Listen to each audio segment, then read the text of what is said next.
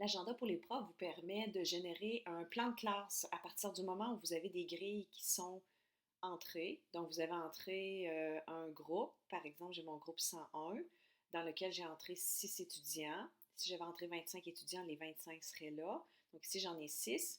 Automatiquement, à partir du moment où on a un certain nombre d'étudiants, on a l'icône plan de classe qui s'ajoute. Ici, je ne peux pas l'avoir pour 401 parce que j'ai entré aucun étudiant dans mon groupe. Donc, je ne peux pas faire de plan de classe, logiquement.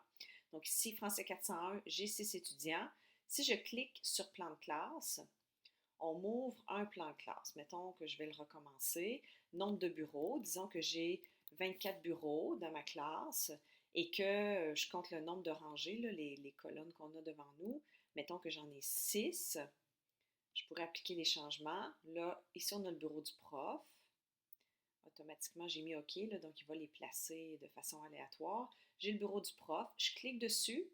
Si je veux, je peux le déplacer. Par exemple, s'il est ici.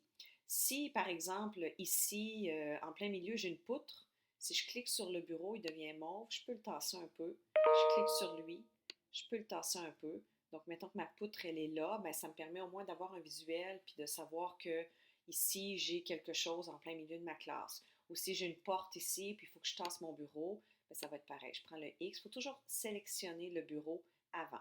Si c'est des îlots que j'ai, donc je vais pouvoir coller mes bureaux comme ça.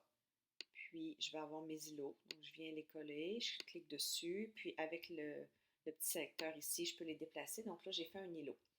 Des fois, je m'amuse, puis je fais un changement de classe, puis je clique, c'est pas moi qui choisis, je le mets, j'affiche cet écran-là sur le projecteur, bien, sur le tableau interactif là, devant la classe. Puis là, je clique sur non aléatoire, puis les élèves, ils trouvent ça bien drôle parce que c'est pas moi qui choisis où est-ce qu'ils vont s'asseoir, puis ça donne ce que ça donne. Donc, si je clique comme ça, je vais replacer tout ça. Fait que là, on voit que le logiciel, là, c'est pas long, j'ai juste 6 élèves. Là. Si j'en avais 25 ou 35, bien, ce serait un petit peu plus long. Mais c'est drôle parce que ça crée de quoi d'aléatoire. Puis moi, ce que j'aime, c'est que quand vient le temps de faire mon plan de classe, je commence par le faire aléatoire.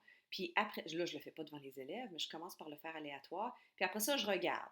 Là, mettons que je me dis, ah non, Daniel Blais puis Sylvain Simard, là, impossible de les mettre un en avant de l'autre parce que Daniel n'arrête pas de rire, puis Sylvain n'arrête pas de faire des blagues. Fait que je ne les mets pas un à côté de l'autre. Donc, Daniel, je vais cliquer sur le bureau, je vais cliquer sur le petit bonhomme ici, et je vais venir la mettre en avant de moi parce qu'elle, elle aime ça niaiser dans la classe et rire, puis je veux l'avoir sous mon œil. Donc, je la mets direct en avant de moi, puis comme ça, je sais qu'elle va se tenir tranquille. Dominique Blais est sage, elle. Donc, elle, je peux la mettre à côté de Annabelle. Annabelle aussi est sage, donc je vais la mettre ici. Sylvain, lui, c'est le petit comique. Fait que lui, le petit comique, on va le mettre en arrière, pas de public. Tiens, on déplace Sylvain comme ça. Si j'ai un bureau de plus, j'ai un nouvel élève qui arrive à ma classe, j'ai besoin d'un bureau. Moi, je peux ajouter un bureau. Voilà, j'ai un bureau de. Hop là. Je le sélectionne. Ah, là, j'ai sélectionné les deux. Je peux déplacer deux en même temps aussi si je les sélectionne les deux. Fait que là, j'ai juste déplacé mon premier. Il est ici. J'ai mon bureau de plus. Je peux l'enregistrer. Puis quand je l'enregistre, ça le télécharge. Puis après ça, ben, je peux le faire imprimer puis le mettre sur mon bureau si je veux. Si j'ai un remplaçant, ben, il va avoir ma liste d'élèves avec mon plan de classe. Donc, c'est très pratique. Si je veux recommencer, là, je peux changer ou je peux... ben, en fait, si je veux juste les changer de place, là, je vais venir juste ici, les noms aléatoires. Mais le recommencer, c'est facilement, là, si au lieu d'avoir 6 rangées, je vais en avoir 4, ben là, c'est ici que ça va aller rapidement. Mettons que je garde mes 30 bureaux, puis au lieu d'avoir 6 rangées, ben j'en veux 4. Là, ça va vite, ils vont me placer mes bureaux. Puis là, oui, je veux placer mes noms tout de suite. Donc, ils placent mes noms. Puis là, ben, je suis capable après ça de changer les noms de place s'il y en a qui sont... Sylvain à côté de Daniel encore, on dirait vraiment qu'ils sont prédisposés à être assis ensemble. Donc, on avait dit que Sylvain, je l'envoie derrière la classe, ici. Puis Danielle, ben, elle est restée devant moi. Ici, mon bureau, je le sélectionne. Je vais l'amener ici. Je clique sur Daniel, le petit bonhomme. Je clique sur le bonhomme. Je garde le piton enfoncé de la souris. Et je déménage Daniel ici.